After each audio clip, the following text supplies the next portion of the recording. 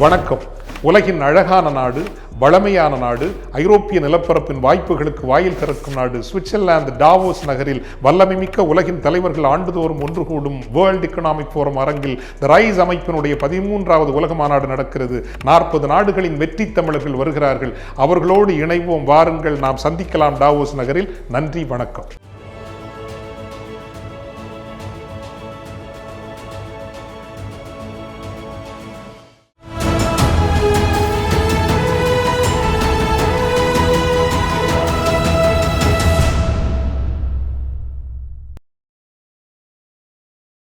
தமிழர் நேயர்களுக்கு அன்பு வணக்கம். நம்முடைய மூத்த பத்திரிகையாளர் திரு மணி இணைந்திருக்கிறார். வாரங்களோடு பேசலாம். சார் வணக்கம். வணக்கம் மார்ஷல்.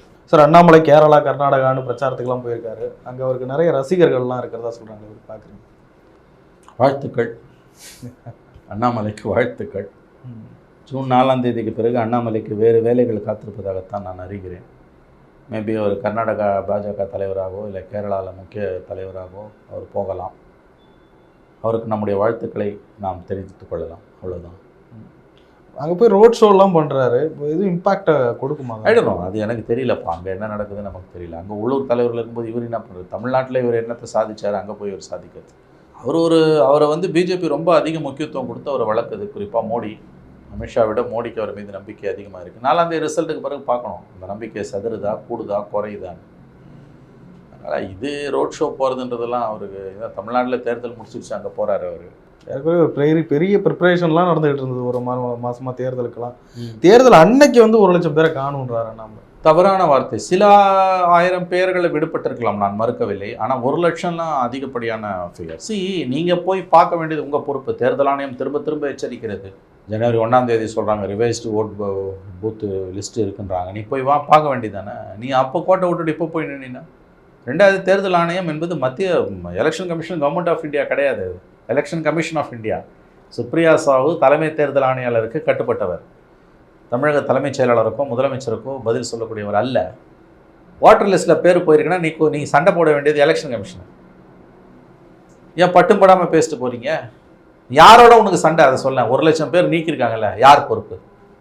திமுக கவர்மெண்ட்டுக்கு அதுக்கு எந்த சம்மந்தமும் இல்லை. அது புரிஞ்சுக்கோங்க. இது எலெக்ஷன் கமிஷனோட வேலை. எலெக்ஷன் கமிஷனர் டைரெக்டாக சீஃப் எலெக்ஷன் கமிஷனருக்கு தான் பதில். அவர் மாநில தேர்தல் ஆணையர்னா அவர் ஸ்டேட் கவர்மெண்ட்டுக்கு கட்டுப்பட்டவர். இந்த election commission government of India கூட கிடையாது. It's an institutional constitutional body. அப்படி இருக்கும்போது நீ யாரை குறை சொல்கிற? தேர்தல் ஆணையத்தை குறை சொல்கிறேன்னா வா, தைரியமாக சொல்லுங்கள். தேர்தல் ஆணையம் புனிதமானதுன்னு உங்கள் மோடியும் அமித்ஷாவும் தானே டெல்லியில் பேசிட்டு இருக்காங்க, வட இந்தியாவில் பேசிகிட்டு இருக்காங்க. அப்போ தேர்தல் ஆணையம் வந்து வட இந்தியாவில் உத்தம புருஷன், தமிழ்நாட்டில் கேடியா? இது என்ன கதை இது? 1 லட்சம் வாக்குகள் அடிக்கப்பட்டிருக்குன்னா ஒரு வாதத்துக்கு முதல்ல அது போய் சில 1000 வாக்குகள் விடுபட்டிருக்கலாம், அவ்வளோதான். அது தாண்டிலாம் போக வாய்ப்பே கிடையாது. இது எல்லா தேர்தலையும் நடக்குது. நான் சொல்கிறேன், இது எல்லா எலெக்ஷன்லையும் நடக்கிற விஷயம். அப்படி ஒரு வாதத்தை வச்சுக்கிட்டாலும் அது நீ குறை சொல்ல வேண்டியது யாரை? Election commissioner. Government of India கிடையாது. சீஃப் எலெக்ஷன் கமிஷனர் சொல்லணும். தமிழ்நாடு கவர்மெண்ட்டை கிடையாது, இங்கே இருக்க எலெக்ஷன் கமிஷனரை சொல்லணும். இந்த புரிதல் கூட இல்லாமல் பொய் பேசிகிட்டு இருக்காங்க பிஜேபிக்காரங்க. ஜம்மு காலத்தில் வடிகட்டின பொய்யை பேசிகிட்டு இருக்காங்க. அயோக்கியத்தனமான வேலை இது. ஸ்டேட் கவர்மெண்ட்டுக்கும் எலக்ட்ரல் ரோலுக்கு என்ன சம்மந்தம்? சத்யபிரகாஷ் சாகு யார்? Election commission of Tamil Nadu. அவர் is answerable to government, not government of India. Chief election commissioner. It is election commission of India, not government of India. அப்படின்னு சொல்லணும்னா சிஇசியை தான் சொல்லணும். இங்கே இருக்க சத்யபிரகாஷ் சாகு தான் சொல்லணும். ஸ்டாலினையோ தமிழ்நாடு கவர்மெண்ட்டையோ சொல்கிறதுன்றது அயோக்கியத்தனமானது. தெரிஞ்சே போய் இப்போ ஒரு ஐபிஎஸ் ஆஃபீஸருக்கு தெரியாது, கான்ஸ்டியூஷன் ஸ்கீம் ஆஃப் திங்ஸ் தெரியாது, எலெக்ஷன் கமிஷன் யார் கண்ட்ரோலில் இருக்குன்னு தெரியாது. என்ன பேசுகிறார் அவர்? தோல்விக்கான காரணங்களை எப்பொழுதே தயார்படுத்தி விட்டார் அண்ணாமலை. கோயம்புத்தூரில் 3வது இடம் தான் வரப்போகிறார் அவர். அதுக்கான காரணங்களை இப்பயே தயார்படுத்திட்டு இருக்கார். அப்படி ஒரு குற்றச்சாட்டு சொன்னார். ஒரு ப்ரூஃப் ஒன்றுமே கொடுக்கல. எந்த குற்றச்சாட்டுக்கு இது வரைக்கும் அவர் என்னைக்கு ப்ரூஃப் கொடுத்துருக்காரு? 21 அவர் தலைவராக வந்தார் பிஜேபி, தமிழ்நாடு பிஜேபி, ஆகஸ்ட் மாதம். இது வரைக்கும் அவர் எத்தனையோ குற்றச்சாட்டுகளை தமிழ்நாடு அரசாங்கத்து மேலே சுமத்திருக்காரு. ஏதாவது ஒரே ஒரு ஆதாரம் காமிச்சிருக்காரா? போகிற போக்கில் சேத்தவாரி அடிக்கிறத தவிர அவர் எந்த குற்றச்சாட்டுக்கு ஒரு ஆதாரங்களை தெரிவிச்சிருக்காரு? மைக்கேல்பட்டி பள்ளியில் ஒரு சின்ன குழந்தை செத்து போச்சு. 15-16 வயசு பெண் இறந்து போனார், சிறுமி. அது மத மாற்ற முயற்சின்னு பச்சை பொய்யை சொல்லி அங்கே இருக்க ஒரு சிஸ்டரை, 72-74 வயசு சிஸ்டரை அரெஸ்ட் பண்ணி உள்ளே வச்சு 168 வயது ஆண்டுகால பள்ளி. அது பெரும்பாலும் இந்து பெண்கள் தான் படிக்கிறாங்க. அந்த பகுதியில் இருக்கக்கூடிய பல பெண்களுக்கு நூற்றாண்டுகளுக்கு மேலா 1.5 நூற்றாண்டு காலமாக கல்விக்கண் திறந்த பள்ளி அது. 6 தலைமுறை 8 தலைமுறை வெளியில் போய் 6 தலைமுறைக்கு மேலே அங்கே படிச்சுட்டு போயிருக்காங்க. அங்கே மதமாற்றம் நடக்கலைன்னு பிஜேபியோட கிறிஸ்துவ அணி பிரிவு தலைவர், சிறுபான்மையினர் பிரிவு தலைவர் சொல்கிறார். நீங்கள் பேசாமல் இருங்கன்னு சொல்லிட்டு ப்ரெஸ் கான்ஃபரன்ஸில் இவர் சொல்கிறார், இல்லை நடந்திருக்கு. கடைசியில் அட்டூழியம் பண்ணி சிபிஐ விசாரணைக்கு போச்சு. 2 வருஷம் ஆகுது. ஏதாவது கண்டுபிடிச்சானுங்களா? வந்து சேர்ந்தோன்னே ஆரம்பிச்ச அட்டூழியம் மைக்கேல்பட்டி ஸ்கூல். அங்கே இருக்க பல பெண்கள் சொல்கிறாங்க, இன்றைக்கி அவங்கெல்லாம் வயதானவர்களாக முதிர்கண்ணிகளாக இருக்காங்க. 60 வயசு 70 வயசு தாய்மார்கள், பாட்டிமார்கள். நாங்கள்லாம் அங்கே படித்தோம். எப்போ 40களில் 50களில் 60களில் படித்தோம். ஒரு தடவை கூட மதம் மாற சொல்லி யாருமே எங்களை சொன்னதில்லைன்றாங்க. பெரும்பாலும் இந்து பெண் குழந்தைகள் தான் அங்கே படிக்கிறது. அந்த பகுதியில் வந்து அந்த அளவுக்கு வந்து கல்விக்கண் திறந்த ஒரு பள்ளி, திறந்து கொண்டிருக்கிற பள்ளி. பல நிறைந்தவர்கள் பெரும்பாலும் இந்து பெண்கள் தான். ஏன்னா எண்ணிக்கையில் அவங்க தான் அதிகம். அந்த மாதிரி முயற்சிகள் எந்த காலத்திலையும் நடந்ததில்லைன்றாங்க. ஆனால் அண்ணாமலை என்ன பண்ணார்? அது எப்படி திசை திருப்பினார்? ஓடிப்போச்சு 2.5 வருஷம். எவ்வளோ பெரிய அட்டூழியம் நடந்தது. கிட்டத்தட்ட 75 இயர்ஸ்க்கு மேலே அங்கே ஒரு சிஸ்டர், அவங்கள அரெஸ்ட் பண்ணி உள்ளே வச்சு அந்த குழந்தையை காப்பாற்றினவங்க. அவங்க ஏதோ ஆதாரம் கொடுத்தாரா? இந்த அரசியல் வட இந்தியாவில் அவனுங்க பண்ண அரசியல் இங்கே எடுப்படல. இது வரைக்கும் எந்த குற்றச்சாட்டுக்காக ஒரு ஆதாரம் கொடுத்துருக்காரா? இந்த 1 லட்சம் பேர் நீக்கிட்டான்ற குற்றச்சாட்டுக்கு நீங்கள் வந்துட்டீங்க. இது வரைக்கும் எப்போ கொடுத்து எந்த சார்ஜுக்கு அவர் என்ன ஆதாரம் கொடுத்துருக்காரு? வாயை திறந்தா போய் தானேங்க. வட இந்திய ஊடகங்களை கையில் வச்சுக்கிட்டு, முதலாளிகளை கையில் வச்சுக்கிட்டு அவர் வண்டி ஓடிட்டுருக்குது. நாடாளுமன்ற தேர்தல் தமிழ்நாட்டில் முடிஞ்சிருச்சு. கடந்த தேர்தல்களுக்கும் இந்த தேர்தலுக்குமான வித்தியாசம் அப்படிலாம் எதுவும் இல்லைங்க. இது 8th குட் எலெக்ஷன், அவ்வளோதான். இந்த 2% குறைஞ்சிச்சுலாம் என்னை பொறுத்த வரைக்கும் இது normal polling. Anything above 60% good polling தான். இது 69 70% போல் ஆயிருக்கு. நல்ல நம்பர்ஸ் தான் அது. ஆகவே இது வந்து வாக்குப்பதிவு குறைஞ்சிருக்குன்னு பேசுகிறதே தவறான ஒரு பார்வை. அரசியல்வாதிகள் பண்ணுற அட்டூழியத்துக்கு, அரசியல்வாதிகள் அடிக்கிற கொள்ளைக்கு, அரசியல் கட்சிகள் நடந்து கொள்கிற முறைக்கு 70% மக்கள் வந்து வாக்கு போடுறதுக்காக இந்த கட்சிங்க, எல்லா கட்சியும் ஜனங்களை கையெடுத்து கும்பிடணும். நீங்கள் எலெக்ஷன் கமிஷனை குறை சொல்லாதீங்க, மக்களை குறை சொல்லாதீங்க. அரசியல்வாதிகள் செய்கிற அட்டூழியம் 5 வருஷம் கொள்ளை அடிச்சுட்டு வந்து தான் ஓட்டு கேட்குறான் எல்லாரும். நான் பிஜேபியை மட்டும் சொல்லலை, எல்லாரும் 5 வருஷம் கொள்ளையோ கொள்ளை அடிச்சுட்டு மக்கள்கிட்ட வந்து ஓட்டு கேட்குறான். ஜனங்க ஓட்டு போடுறாங்க. சிஸ்டத்தை ரெக் பண்ணிகிட்டு இருக்கானுங்க, அமைப்பை செதறடிச்சுக்கிட்டு இருக்கானுங்க எல்லா கட்சியும். இதில் உங்களுக்கு 70% ஓட்டை அதிகம், அதுவும் அடிக்கிற வெயிலில். அது வாக்கு சதவீதம் குறைஞ்சிச்சுன்றது அபத்தமான பேச்சு என்னை பொறுத்த வரைக்கும். எப்படி பிரச்சாரங்கள்லாம் எப்படி இருந்ததுன்னு பார்க்குறீங்க சார்? ஒவ்வொரு கட்சிகளுடைய பிரச்சாரம் அது நார்மலாக தாங்க இருந்தது. எனக்கு மற்ற தேர்தலேருந்து ஒரு வித்தியாசமான தேர்தல்னு சொல்கிறது அபத்தமானது. எல்லா தேர்தலும் எப்படி நடந்ததோ அப்படி தான் இதுவும் நடந்திருக்கு. இது மோடி வேணுமா வேணாமான்றது 2014 மோடியா லேடியான்னு ஜெயலலிதா கேட்டு தடுத்து நிறுத்தினாங்க. அந்த நாசகார அலையை தடுத்து நிறுத்தினாங்க. 2018 ஸ்டாலின் அழகான கூட்டணி அமைச்சு தடுத்து நிறுத்தினார். இந்த தடவையும் அழகான கூட்டணி அமைச்சிருக்காரு. மோடி அலை அப்படி ஒன்று இருந்ததுன்னா தமிழ்நாட்டில் இந்த முறையும் அது தடுத்து நிறுத்தப்படும். ஆனால் இந்த 2 தேர்தல்களை விட இந்த முறை அதிகமாக 39 சீட்டும் தமிழ்நாட்டில் ஜெயிப்பாங்க, நான் உறுதியாக நம்புகிறேன். ஸ்வீப் பண்ணுவோம். தமிழ்நாட்டில் திமுக கூட்டணி 39 சீட்டும் ஸ்வீப் பண்ணும். இது உறுதி, எழுதி வைத்துக் கொள்ளுங்கள். தருமபுரி எப்படி பார்க்குறீங்க? தருமபுரியில் 3வது இடம் போவார் சௌமியா.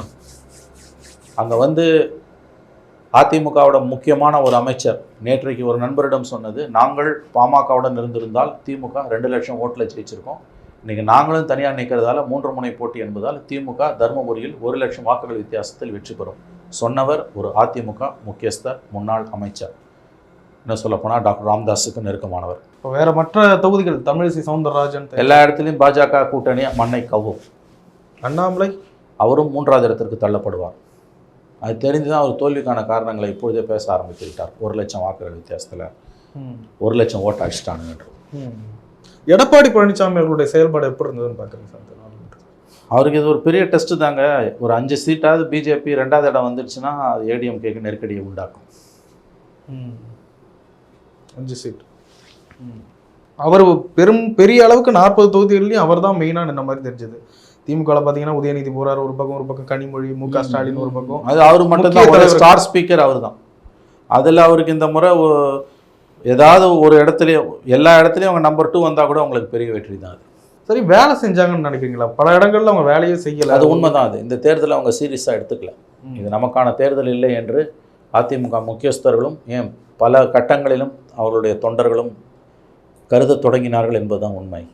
வேண்டுமென்றே கோயம்புத்தூர்ல எஸ்பி வேலுமணிலாம் விட்டு கொடுத்துட்டாங்க. அப்படிலாம் நான் நினைக்க விரும்பலை. விட்டு கொடுக்குறான்ற பிரச்சனை ஜனங்க முடிவு செய்யணுங்க. ஒரு வேலுமணியோ தங்கமணியோ எக்ஸ் மணியோ முடிவு பண்ணாலும் அதிமுக ஓட்டை விழாமலோ அல்லது விழ வைக்கவோ முடியாது. மக்கள் முடிவு பண்ணுறாங்க. பார்லிமெண்ட் எலெக்ஷன்லலாம் அவன் எவ்வளோ பெரிய கொம்பனாக இருந்தாலும் செல்வாக்கு மிக்க தலைவனாக இருந்தாலும் அவங்களாலெல்லாம் வந்து ஒரு கட்சியோட வாக்குகளை பெரிய அளவில் அவங்க விரும்புகிற திசையில் கொண்டு போயிட முடியாது. மக்கள் தான் முடிவு செய்கிறாங்க அதை. அதனால் வேலுமணி வேலை செஞ்சாலும் செய்யாட்டியும் அங்கே அண்ணாமலையின் தோல்வியை யாராலையும் தடுக்க முடியாது. அண்ணாமலை சொல்லியிருந்தாரு, அதிமுக ஓட்டு எங்கெங்க அவங்களுக்கு கிட்ட இருக்கு, அவங்க ஓட்டெல்லாம் என்னைக்கே எங்ககிட்ட வந்து ரொம்ப நாள் பார்த்துடலாம். இந்த எலெக்ஷனில் 4ஆம் தேதி தெரியும். அது 4ஆம் தேதி தெரியும் யார் ஓட்டு யாருக்கு போயிருக்காங்க. டிரான்ஸ்ஃபர் ஆக வாய்ப்பே இல்லையா? வாய்ப்பே கிடையாது. பாஜக மற்றும் அதிமுக 2 பேருமே 40 இடங்களிலும் மண்ணை கவ போவது உறுதி. அவர் சொன்ன இன்னும் ஒரு முக்கியமான ஸ்டேட்மெண்ட், 2024 பிறகு ஒரு திராவிட கட்சி இருக்காது. இப்படிதாங்க அவங்க ஒவ்வொரு எலெக்ஷன்லையும் பேசுவாங்க. இல்லை, அவங்க சொல்றது இருக்கு, நான் காமனா கிரவுண்ட் ரியாலிட்டிலாம் எதுவும் கிடையாது.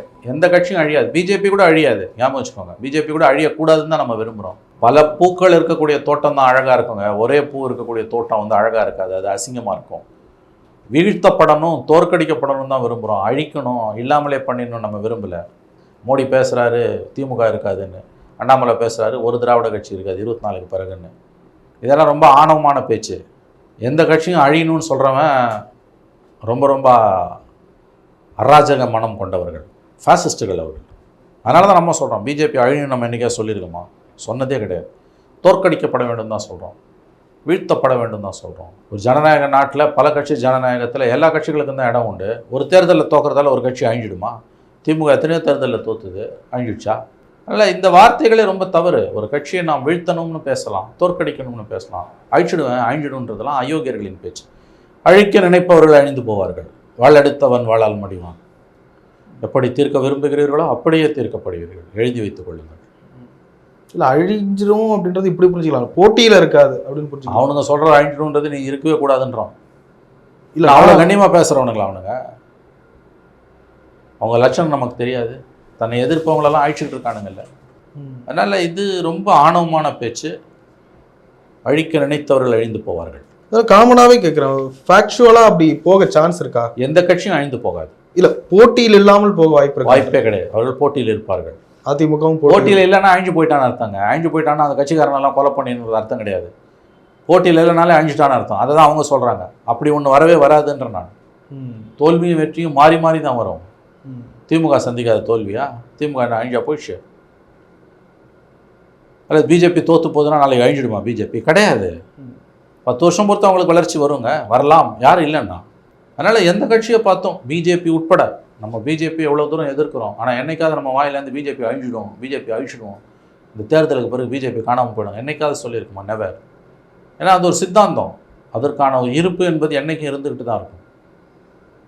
இந்த புரிதல் இல்லாத அயோக்கியர்கள், சர்வாதிகாரிகள், தங்களை தவிர வேறு யாரும் வாழக்கூடாது, ஆளக்கூடாதுன்னு நினைக்கிற அராஜகவாதிகள் தான் இப்படிலாம் பேசுவாங்க. 24க்கு பிறகு அவன் அழிஞ்சிடுவான், 24க்கு பிறகு இவன் அழிஞ்சிடுவான். ஆகவே இவையெல்லாம் ரொம்ப தவறான சர்வாதிகாரமான எண்ணங்கள். இவையெல்லாம் தமிழக மக்கள் இவர்களுக்கு நல்ல பாடம் புகட்டுவார்கள். நீங்கள் பல தேர்தல்களை பார்த்துருப்பீங்க. இந்த தேர்தலில் பாஜகவுக்கு கிரவுண்டில் மக்கள் சப்போர்ட் எப்படி இருந்தது? கொஞ்சம் கூடி இருக்குன்றது உண்மை. கடந்த தேர்தலை விட இந்த முறை அவர்களுக்கு வாக்கு சதவீதம் கூடும், வாக்குகள் கூடும் என்பது உண்மை, மாற்று கருத்துக்கு இல்லை. வெற்றி பெறக்கூடிய அளவுக்கு அது கூடாது.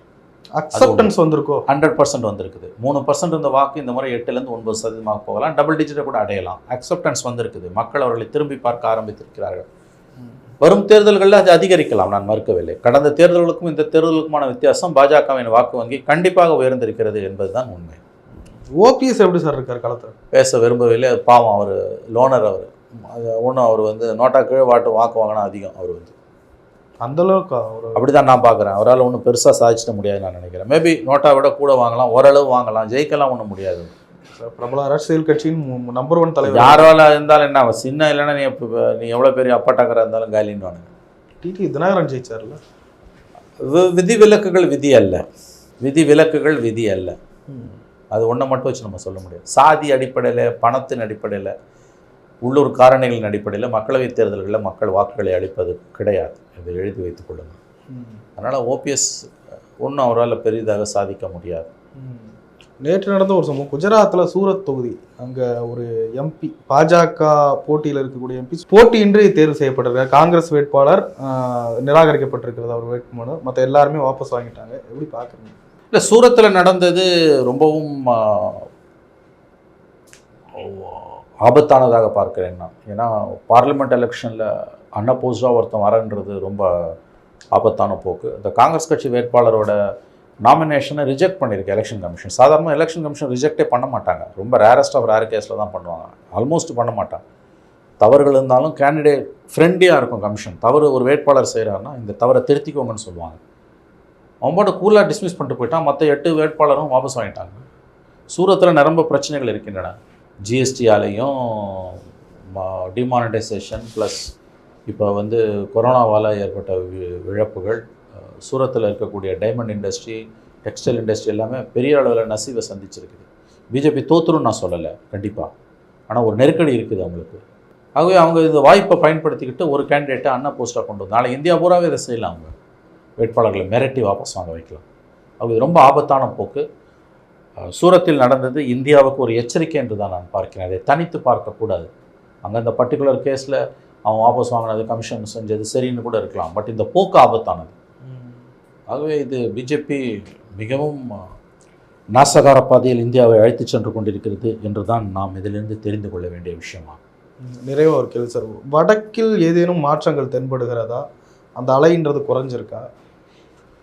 இந்த கேள்விக்கு நான் பதில் சொல்ல விரும்பவில்லை. நிறைய விஷயங்களை பேசுனீங்க, நன்றி. Let's build our bright future with the scenic wonders of Switzerland. The RISE 13th Global Tamil Entrepreneurs and Professionals Summit from 7th to 9th June 2024 in Davos. Let's join with the global Tamils at the renowned Davos Congress Center. Register now at www.tamilrise.org. Contact us at 91500 60032.